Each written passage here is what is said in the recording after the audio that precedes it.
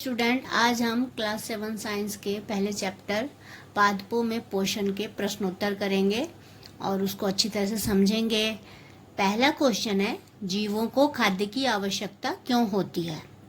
इसका उत्तर है, जीवों को खाद्य की आवश्यकता अपने पोषक तत्वों की पूर्ति करने के लिए होती है, जिससे उनके शरीर की वृद्धि होती है, शरीर के टूट फूट की मरम्मत होती है तथा शरीर के अन्य सारे कार्यकलाप सही ढंग से संपादित होते हैं।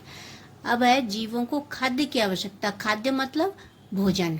तो भोजन की आवश्यकता किस लिए पड़ती है? क्योंकि भोजन से उन्हें पोषक तत्व मिलते हैं और उन पोषक तत्वों की मदद से जीव के शरीर की वृद्धि होती है। शरीर में कोई टूट फूट होती है, कहीं चोट लगती है तो उसकी भी मरम्मत होती है और शरीर के अन्य सारे काम भी इन्हीं पोषक तत्वों की मदद से संपादित होते हैं। दूसरा क्वेश्चन है, परजीवी एवं मृत जीवी में अंतर स्पष्ट करें। अब है, परजीवी अपना भोजन दूसरे जीवित प्राणियों से प्राप्त करते हैं। पर मतलब दूसरा, जीवी मतलब जीवित रहना, जो दूसरे पर जीवित रहते हैं दूसरे के भोजन को लेकर, तो ये हो गए परजीवी।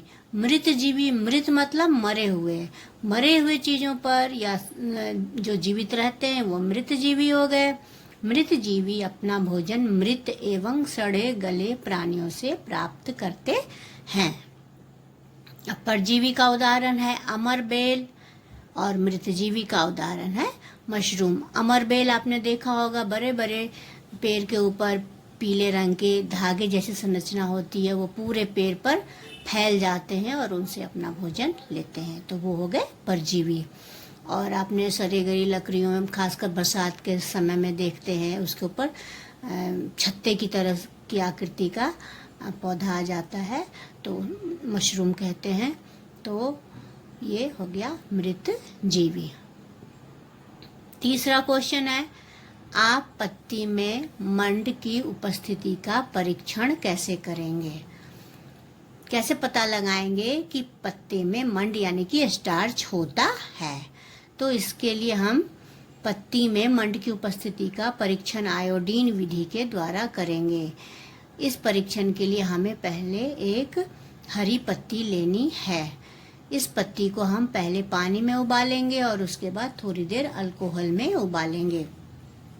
अब इस पत्ती में से उसका हरा रंग अर्थात क्लोरोफिल निकल जाएगा, तब उसे एक प्लेट में रख लेंगे। इसके बाद हम इस पर आयोडीन घोल की 3-4 बूंदें डालेंगे। पत्ती का रंग गहरे नीले रंग का हो जाएगा, जिससे हमें पता चलता है कि पत्ती में मंड उपस्थित है। यानी हमें क्या करना है कि एक हरी पत्ती लेनी है और हरी पत्ती को पहले पानी में उबालना है, उसके बाद अल्कोहल में उबालना है और उसके बाद जब उबालेंगे तो उसका हरा रंग निकल जाएगा। अब इसे एक प्लेट में रख लेंगे और इस पर आयोडीन घोल की 3-4 बूंदें डालेंगे तो पत्ती का रंग गहरे नीले रंग का हो जाएगा, जिससे हमें पता चलेगा कि पत्ती में मंड उपस्थित है। अगला क्वेश्चन है, हरे पादपों में खाद्य संश्लेषण प्रक्रम का संक्षिप्त विवरण दीजिए। मतलब हरे पौधों में किस तरह से खाद्य संश्लेषण होता है, भोजन बनता है। उत्तर है, हरे पौधे सूर्य के प्रकाश की उपस्थिति में प्रकाश संश्लेषण की क्रिया करते हैं। ये हवा से कार्बन डाइऑक्साइड तथा मिट्टी से जल एवं खनिज लवण प्राप्त करते हैं। इन सब की मदद से हरी पत्तियों में प्रकाश संश्लेषण की क्रिया होती है। इस प्रक्रिया में कार्बोहाइड्रेट का निर्माण होता है तथा ऑक्सीजन गैस मुक्त होती है और कार्बोहाइड्रेट अंततः मंड या स्टार्च में बदल जाता है। यानी कि हरे पौधे जो हैं वो सूर्य के प्रकाश की उपस्थिति में प्रकाश संश्लेषण की क्रिया करते हैं। इसके लिए कार्बन डाइऑक्साइड चाहिए, जो कि वो हवा से लेते हैं। हवा से कार्बन डाइऑक्साइड पत्तियों में के नीचे भाग में छिद्र होते हैं, रंध्र होते हैं। इन रंध्र जिसको स्टोमेटा बोलते हैं, तो इससे ये हवा से कार्बन डाइऑक्साइड लेते हैं और इनकी जड़ें जो हैं वो मिट्टी से जल और खनिज लवण लेती हैं। इन सब की मदद से हरी पत्तियों में प्रकाश संश्लेषण की क्रिया होती है और इस क्रिया के फलस्वरूप क्या बनता है, कार्बोहाइड्रेट और ऑक्सीजन गैस मुक्त होती है। ये कार्बोहाइड्रेट जो है वो लास्ट में मंड या स्टार्च में बदल जाता है। इसको हम इस तरह से दिखा सकते हैं, कार्बन डाइऑक्साइड प्लस जल, सूर्य का प्रकाश है, क्लोरोफिल है, और इन दोनों की उपस्थिति में कार्बोहाइड्रेट बना और ऑक्सीजन गैस मुक्त हुई। अब है, किसी प्रवाह चित्र की सहायता से दर्शाइए कि पादप भोजन के मूलभूत स्रोत हैं। कि हमें इस क्वेश्चन में ये बताना है कि पौधा ही मूलभूत स्रोत है भोजन का, इसी से फिर आगे सबका भोजन चलता है। तो इसको दिखाने के लिए देखिए, ये पौधा है, पौधे को ये टिड्डा खा रहा है, और टिड्डा जो है उसको खा रहा है मेंढक, और मेंढक को खा रहा है सांप, और सांप को फिर बाज। तो ये प्रक्रिया कहाँ से शुरू हुई, पौधे से शुरू हुई। पौधे से टिड्डा, टिड्डे से पौधे को टिड्डे ने खाया, टिड्डे को मेंढक ने खाया, मेंढक को सांप ने खाया, सांप को बाज ने खाया।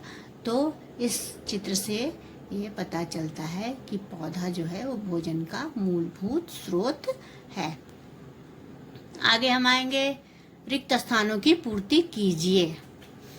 इसमें है, पहला है, क्योंकि हरे पादप अपना खाद्य स्वयं बनाते हैं इसलिए उन्हें डैश कहते हैं। इस खाली जगह में भरा जाएगा स्वपोषी। आपको पता है कि हरे पौधे खाना खुद बनाते हैं इसलिए वो स्वपोषी कहे जाते हैं। दूसरा है, पादपों द्वारा संश्लेषित खाद्य का भंडारण डैश के रूप में किया जाता है। यानी कि पौधे जो खाना बनाते हैं वो किस तरह से स्टोर होते हैं, किस तरह से संग्रहित होते हैं, तो मंड के रूप में संग्रहित होते हैं। यहाँ पे मंड भरा जाएगा। ग है, प्रकाश संश्लेषण के प्रक्रम में जिस वर्णक द्वारा सौर ऊर्जा संग्रहित की जाती है उसे डैश कहते हैं। यानी कि प्रकाश संश्लेषण की क्रिया होती है और सूरज की रोशनी जो है उसको संग्रहित किया जाता है। तो ये कौन ये काम करता है, कौन किस वर्णक का ये काम है, तो ये क्लोरोफिल का काम है। आगे है, प्रकाश संश्लेषण में पादप वायुमंडल से डैश लेते हैं तथा डैश का उत्पादन करते हैं। तो ये होगा कि प्रकाश संश्लेषण में पादप वायुमंडल से कार्बन डाइऑक्साइड लेते हैं और ऑक्सीजन का उत्पादन करते हैं। यानी कार्बन डाइऑक्साइड लेते हैं और ऑक्सीजन छोड़ते हैं। अगले क्वेश्चन नंबर 7 पर आते हैं। निम्न कथनों से संबद्ध पारिभाषिक शब्द बताइए। पीत दुर्बल तने वाला परजीवी पादप, इसको क्या कहते हैं? जो पीला है और बिल्कुल पतला सा तना वाला परजीवी पौधा है वो कहलाता है अमरबेल। ख है, एक पादप जिसमें स्वपोषण एवं विषम पोषण दोनों ही प्रणाली पाई जाती है। कोई एक ऐसा पौधा है जिसमें स्वपोषण भी होता है और विषम पोषण भी होता है। तो यह है घटपर्णी, जिसको हम पीचर प्लांट भी बोलते हैं। इसमें स्वपोषण भी होता है, ये हरे रंग का होता है इसलिए इसमें प्रकाश संश्लेषण की क्रिया भी होती है, लेकिन ये नाइट्रोजन इसको चाहिए जो इसे स्वपोषण से नहीं मिल पाता, तो ये विषम पोषण की क्रिया करता है और इससे इसको नाइट्रोजन की प्राप्ति होती है। इसीलिए इस पौधे में दोनों ही तरह का पोषण होता है। ग है, वे रंध्र जिनके द्वारा पत्तियों में गैसों का आदान प्रदान होता है। वे छेद, पत्तियों में मैंने पहले बताया आपको कि पत्तियों में छेद होते हैं जिससे कार्बन डाइऑक्साइड जो है पौधा लेता है प्रकाश संश्लेषण की क्रिया के लिए, और प्रकाश संश्लेषण की क्रिया खत्म होने के बाद जो ऑक्सीजन गैस बनती है उसको उसी रंध्र या छेद से बाहर निकालता है। तो इसको कहते हैं रंध्र द्वार या स्टोमेटा। छेद हो गया स्टोमेटा, और जो रंध्र द्वार होता है उसको कहते हैं गार्ड सेल्स। तो यहाँ पे स्टोमेटा लिखा जाएगा। अगला क्वेश्चन है, सही उत्तर पर टिक का निशान लगाए, सही का निशान लगाइए। अमरबेल उदाहरण है किसी, 4 ऑप्शन है इसके, स्वपोषी, परजीवी, मृतजीवी, परपोषी। तो यहाँ होगा अमरबेल उदाहरण है किसी परजीवी का। कीटों को पकड़कर अपना आहार बनाने वाले पादप का नाम क्या है? अमरबेल, गुड़हल, घटपर्णी, गुलाब। 4 ऑप्शन है, इसमें सही होगा घटपर्णी यानी पीचर प्लांट, जो कि आपने पढ़ा है पहले कि ये कीड़ों को पकड़कर, और घरे जैसी स्ट्रक्चर होती है इसकी, तो उसके अंदर जैसे ही कीड़ा आता है वो उसके अंदर गिर जाता है और फिर घटपर्णी पौधे द्वारा पचा लिया जाता है। आगे 9वां क्वेश्चन है, मिलान करें, यानी मिलाना है हमें। तो मिलान करें में पहला है क्लोरोफिल। क्लोरोफिल का है, इसको हम किससे मिलाएंगे? पत्ती से। पत्ती में क्लोरोफिल होता है ना, तो पत्ती में क्लोरोफिल होता है, इसलिए क्लोरोफिल को पत्ती से मिला देंगे। नाइट्रोजन, नाइट्रोजन जो है ये जीवाणु है ना, जीवाणु। आपने पढ़ा होगा कि जो दाल जाति के पौधे होते हैं उसके जड़ में राइजोबियम नामक जीवाणु होता है, जो नाइट्रोजन, जो वातावरण में नाइट्रोजन होते हैं उसको उपयोग के रूप में लाने के लिए उसको उसी रूप में यूजेबल फॉर्म में उसको बदलता है, तो इसलिए हम नाइट्रोजन को जीवाणु से मिलाएंगे। ग है अमरबेल। अमरबेल को हम परजीवी से मिला देंगे क्योंकि ये परजीवी पौधा है। घ है जंतु, तो जंतु को हम परपोषित से मिलाएंगे क्योंकि इनमें परपोषण की क्रिया होती है। लास्ट है कीट भक्षी। कीट भक्षी यानी घटपर्णी से मिलाएंगे, घटपर्णी ही कीट भक्षी पौधा है। क्वेश्चन नंबर 10, निम्न कथनों में से सत्य एवं असत्य कथनों का चयन करें। कौन सा कथन सत्य है, कौन सा असत्य है? पहला है प्रकाश संश्लेषण में कार्बन डाइऑक्साइड मुक्त होती है। प्रकाश संश्लेषण में कार्बन डाइऑक्साइड मुक्त नहीं होती बल्कि ऑक्सीजन गैस मुक्त होती है, इसलिए ये असत्य है। इसके आगे हमने असत्य लिख दिया। ऐसे पादप जो अपना भोजन स्वयं संश्लेषित करते हैं मृत जीवी कहलाते हैं। ये भी गलत है, मृत जीवी तो सड़े गले पौधों पर पाए जाते हैं, तो ये असत्य है, हमने असत्य लिख दिया। ग है प्रकाश संश्लेषण का उत्पाद प्रोटीन नहीं है, ये सत्य है। प्रकाश संश्लेषण का जो मेन प्रोडक्ट होता है, मेन उत्पाद होता है, वो होता है कार्बन डाइऑक्साइड। इसीलिए अगर ये लिखा है कि प्रकाश संश्लेषण का उत्पाद प्रोटीन नहीं है तो हम इसको सत्य लिखेंगे।